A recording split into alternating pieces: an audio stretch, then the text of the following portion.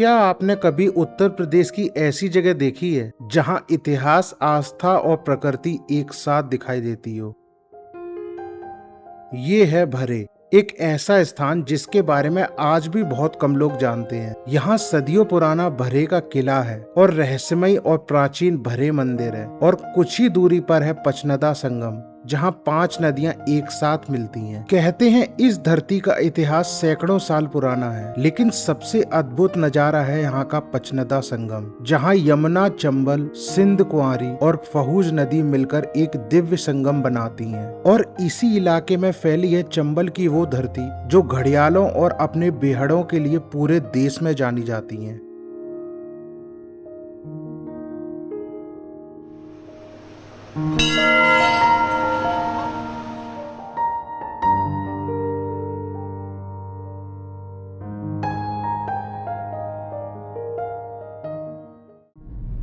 So hello friends, welcome back to my channel, welcome back to Travel with Council. तो आज मैं जा रहा हूँ बहुत एंशिएंट शिव टेम्पल, और एक ऐसी जगह जो बहुत ही हिडन जेम है, बहुत कम लोग जानते हैं उसके बारे में, लेकिन बहुत इम्पोर्टेंट जगह है। वो जगह का नाम है पचनदा संगम, जहाँ 5 नदियों का संगम होता है। और वहाँ पे एक भरे शिव टेम्पल भी है जो बताते हैं 1000 साल पुराना है। तो वहाँ पे चलते हैं। तो अभी मैं बकेवर क्रॉस कर चुका हूँ। यहाँ से अभी भरे टेम्पल की डिस्टेंस शो कर रहा है 27 किलोमीटर, और इटावा से लगभग 50 to 60 किलोमीटर है, 55-60 किलोमीटर। तो अभी मैं हाईवे पे चल रहा हूँ और मुझे 8.5 किलोमीटर बाद राइट टर्न लेना है। तो आप देख रहे हैं, तो आज तो बिल्कुल बारिश वगैरह तो हुई नहीं है, तो गर्मी बहुत है आज।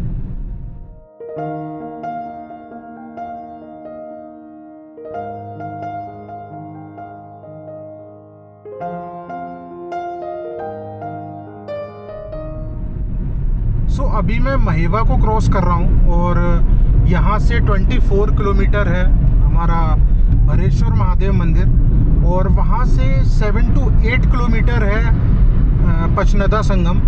तो मैं आज 2 जगह जाऊँगा। तो अभी मैं टोल पे आ गया हूँ।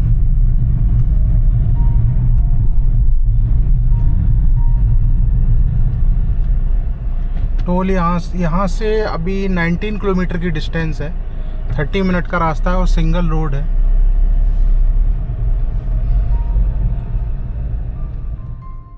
यहाँ से आपको राइट लेना पड़ेगा।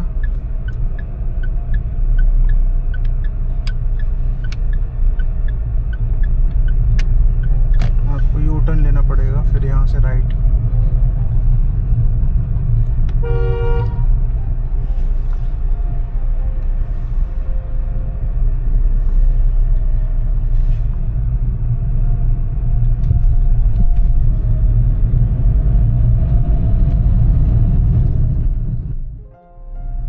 तो यहाँ से टर्न लेना पड़ेगा अभी, और यहाँ से डिस्टेंस शो कर रहा है 15 किलोमीटर।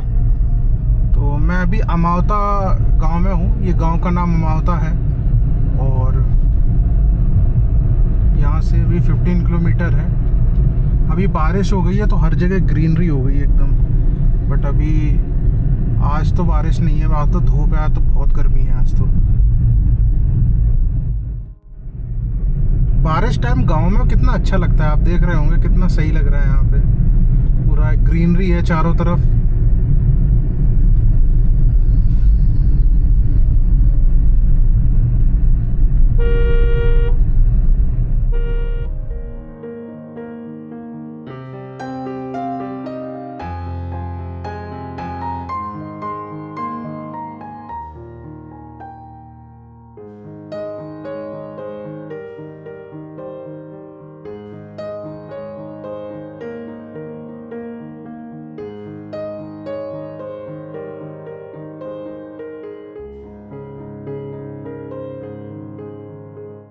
ये सामने आप देख रहे हैं नहर है, कितनी सही लग रही है यहाँ पे।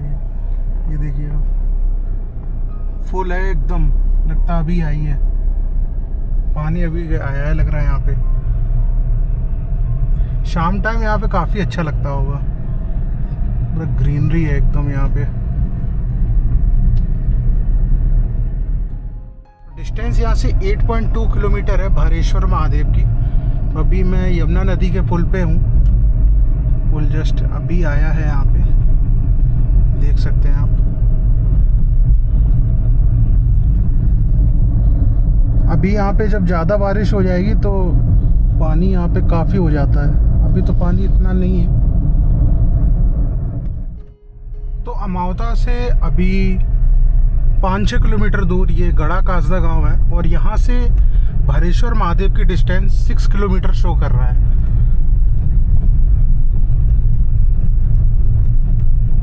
मैं पहले भी इस गांव में आ चुका हूँ। तो ऑलमोस्ट मैं भरे मंदिर पहुँच गया हूँ। अभी यहाँ से 4 किलोमीटर शो कर रहा है और अभी रोड तो काफ़ी अच्छा है, रोड पे कोई प्रॉब्लम नहीं है, सिंगल रोड है, बट कोई ट्रैफिक नहीं है इतना। अभी तो दोपहर है तो अभी 6 मिनट का रास्ता शो कर रहा है और बगल में यमुना नदी चल रही है, ये आप देख रहे होंगे। ये जस्ट बगल में यहाँ यमुना नदी है।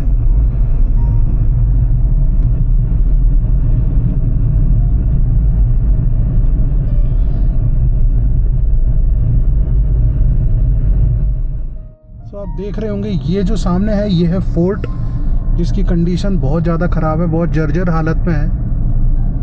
तो अभी यहाँ की भी पूरी हिस्ट्री आपको बताऊंगा मैं।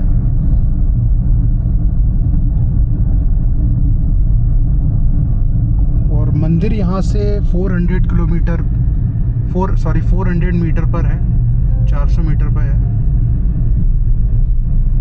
तो लगभग मंदिर हम लोग पहुँच चुके हैं। तो मैं यहाँ पे फर्स्ट टाइम आ रहा हूँ भरे मंदिर पे, भरेश्वर महादेव। कुछ भी कहो, जगह बहुत अच्छी है। वो जो मंदिर आप सामने देख रहे हैं वही है, ये सामने भरे मंदिर है और काफ़ी ऊंचाई पर है। और बगल में यमुना जी बह रही हैं। अभी नहीं शो रहा होगा, मैं आपको ड्रोन से दिखाऊंगा। सो मैं पहुंच गया हूं अभी भरे मंदिर और सामने आप देख रहे होंगे ये पूरा यमुना नदी है। और जब पानी का भाव तेज़ रहता होगा, वाटर लेवल ज़्यादा हो जाता होगा, तो पानी यहाँ तक 100% आ जाता होगा। वो सामने अभी मैं ड्रोन से आपको शो दिखाऊंगा। और ये मंदिर है सामने। अभी चलते हैं ऊपर। ये स्टेयर्स भी हैं और यहाँ से भी आप, स्लोप है पूरा, वहाँ से भी जा सकते हैं। तो या तो आप सीढ़ियों से जा सकते हैं यहाँ, या सब ये वाले रास्ते से भी जा सकते हैं।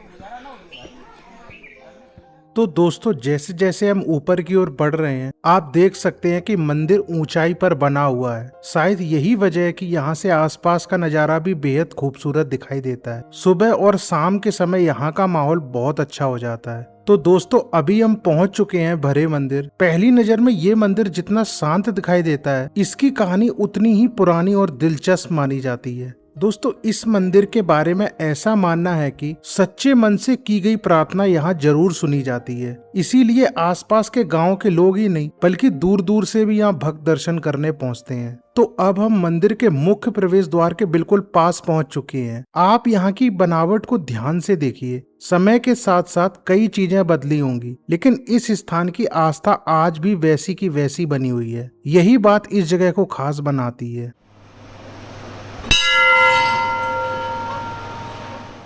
तो दोस्तों मैं हूं अभी मंदिर परिसर के अंदर। यहाँ का वातावरण सच में बहुत शांत है और सकारात्मक महसूस हो रहा है। तो अब हम भगवान के दर्शन करेंगे और उनका आशीर्वाद लेंगे। अगर आप भी महादेव के भक्त हैं तो कमेंट में एक बार हर हर महादेव जरूर लिखिएगा। तो दोस्तों यहाँ के बारे में मान्यता ये है कि जब पांडव अज्ञातवास के दौरान इस क्षेत्र में आए थे, तब भीम ने भगवान श्री कृष्ण की प्रेरणा से यहाँ भगवान शिव का शिवलिंग स्थापित किया था और सभी पांडवों ने मिलकर शिव जी की आराधना की थी। इसी शिवलिंग को आज भारेश्वर महादेव के नाम से पूजा जाता है। दोस्तों भारेश्वर का अर्थ है जीवन का भार या कष्ट हरने वाले महादेव। और मैं आपको बता दूं, यहाँ के भक्त विश्वास करते हैं कि सच्चे मन से प्रार्थना करने पर भगवान शिव उनके दुख और परेशानियां दूर करते हैं। दोस्तों ये मंदिर के बारे में एक कथा ये भी है कि कई सौ साल पहले राजस्थान के एक व्यापारी थे जिनका नाम था मदन लाल। वो अपनी नाव से व्यापार करते हुए यमुना और चंबल के तूफान में फंस गए थे। यहाँ पर उन्होंने भगवान भारेश्वर महादेव से प्रार्थना की थी कि यदि उनकी जान बच जाएगी तो वे यहाँ पे मंदिर बनवाएंगे।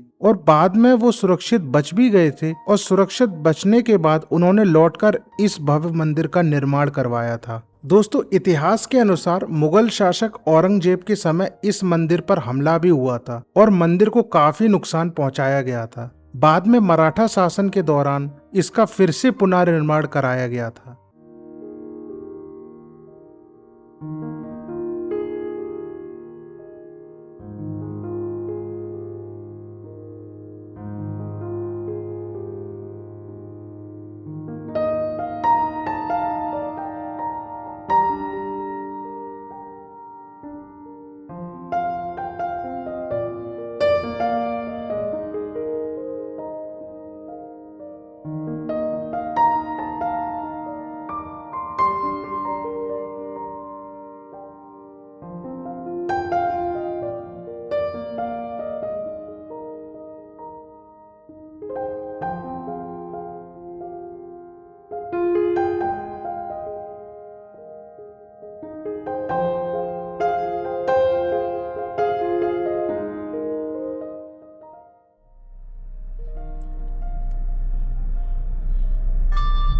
महाकालेश्वर का भी दर्शन कर लिए हैं। अभी मैं यहाँ से जा रहा हूँ, पास में ही है चंबल और जमुना जी का यहाँ पे संगम है, तो वो देखेंगे अभी। और वहाँ क्रोकोडाइल्स भी है, तो वो भी ज़रूर देखेंगे अभी।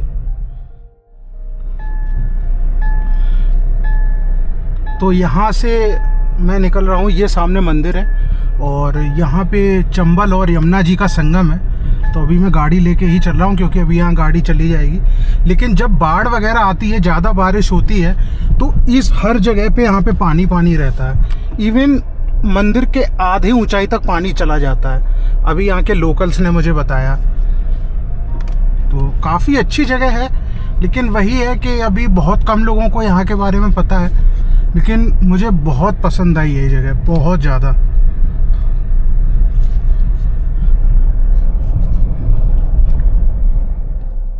तो दोस्तों, भारेश्वर महादेव के दर्शन करने के बाद अब हम पहुंच चुके हैं इस इलाके की सबसे खूबसूरत जगहों में से एक, यमुना और चंबल के संगम पर। आप सामने जो नजारा देख रहे हैं वह सिर्फ दो नदियों का मिलन नहीं है, बल्कि प्रकृति की एक अद्भुत रचना है। चंबल नदी अपनी साफ धारा के लिए जानी जाती है, जबकि यमुना उत्तर भारत की प्रमुख नदियों में से एक है। भरे के पास आकर ये दोनों नदियां एक दूसरे से मिलती हैं और कुछ ही दूरी पर ये क्षेत्र पचनदा से भी जुड़ता है, जहां 5 नदियों का संगम होता है। वो आप वीडियो के आगे देखेंगे, सो बने रहिए वीडियो के एंड तक। दोस्तों, यहीं से शुरू होता है राष्ट्रीय चंबल घड़ियाल अभ्यारण्य। इस अभ्यारण्य की स्थापना ईयर 1979 में घड़ियाल जैसी संकटग्रस्त प्रजाति के संरक्षण के लिए की गई थी। मैं आपको बता दूं, ये अभ्यारण्य उत्तर प्रदेश, मध्य प्रदेश और राजस्थान तीनों राज्यों में फैला हुआ है।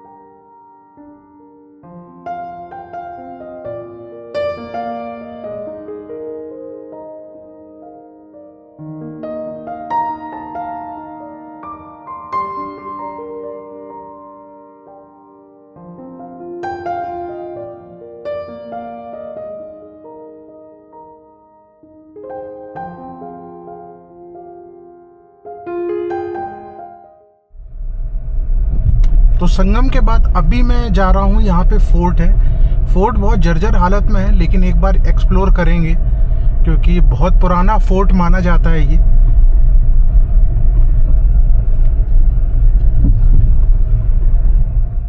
तो दोस्तों, अब हम पहुंच चुके हैं भरे के ऐतिहासिक किले में। आज भले ये किला खंडर की तरह दिखाई देता हो, लेकिन कभी ये पूरे चंबल और यमुना क्षेत्र की सुरक्षा का एक महत्वपूर्ण केंद्र हुआ करता था। मैं आपको बता दूं, ये किला लगभग 600 साल पुराना माना जाता है। इसका निर्माण भदौरिया राजपूत शासकों ने कराया था। उस समय भरे एक महत्वपूर्ण सियासत थी और यमुना नदी के किनारे होने की वजह से व्यापार और सुरक्षा दोनों के लिए इसका बहुत बड़ा महत्व था। जरा सोचिए, जिस जगह पर आज हम खड़े हैं, कभी यहाँ सैनिक पहरा देते होंगे, इन दीवारों पर निगरानी रखी जाती होगी और दूर से आने वाले दुश्मनों पर नजर रखी जाती होगी। किले की ऊंचाई और इसकी स्थिति ऐसी चुनी गई थी कि आसपास के पूरे इलाके पर आसानी से नजर रखी जा सके। दोस्तों, सन 1857 की पहली आजादी की लड़ाई के दौरान भी भरे क्षेत्र ने अपना योगदान दिया था। तो भरे के दर्शन मैंने अभी कर लिए हैं और यहाँ के जो फेमस फोर्ट है वो भी मैंने एक्सप्लोर किया। तो अभी मैं यहाँ से निकल रहा हूँ पचनद संगम के लिए। तो वहाँ पे भी एक महाकालेश्वर मंदिर है, वो भी बहुत प्राचीन माना जाता है। तो मैं अभी यहाँ से निकल रहा हूँ और यहाँ से डिस्टेंस है लगभग 15 से 16 किलोमीटर पचनदा संगम की। और आप देख रहे हैं मैं अभी यमुना रिवर को क्रॉस कर रहा हूँ। अभी सनसेट भी होने वाला है।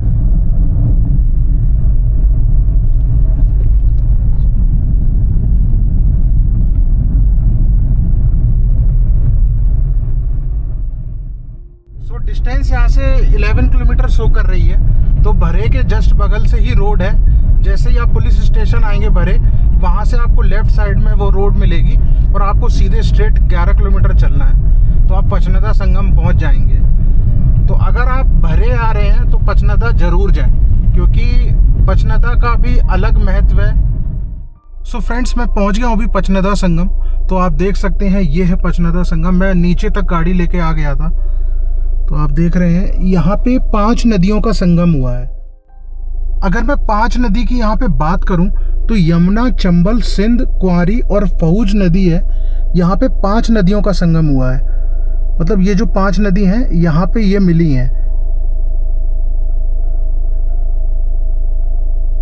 तो अभी चलते हैं, अभी ड्रोन शॉट लेते हैं यहाँ पे और फिर आपको यहाँ के बारे में पूरी हिस्ट्री सब कुछ बताऊंगा मैं। दोस्तों, पहली नजर में ये आपको एक साधारण नदी का किनारा लग सकता है, लेकिन सच कहूँ तो ये उत्तर प्रदेश की सबसे अनोखी और ऐतिहासिक जगहों में से एक है। दोस्तों, पचनदा नाम 2 शब्दों से मिलकर बना है, 5 और नद, यानी 5 नदियों का संगम। यहाँ आकर यमुना, चंबल, सिंध, क्वारी और पहुंच, ये 5 नदियां एक साथ मिलती हैं। मैं आपको बता दूं, भारत में प्रयागराज का त्रिवेणी संगम बहुत प्रसिद्ध है, लेकिन बहुत कम लोग जानते हैं कि इटावा और औरैया की सीमा पर ये जगह अपनी एक अलग पहचान रखता है। अगर आप ध्यान से देखें तो कई बार अलग अलग नदियों के पानी का रंग भी थोड़ा अलग दिखाई देता है। धीरे धीरे ये सभी धाराएं मिलकर एक विशाल जलधारा का रूप ले लेती हैं। और मैं आपको बता दूं, यही दृश्य इस जगह को बेहद खास बना देता है। दोस्तों, इस क्षेत्र में कई ऋषि मुनियों ने तपस्या भी की थी। इसी वजह से पचनदा को एक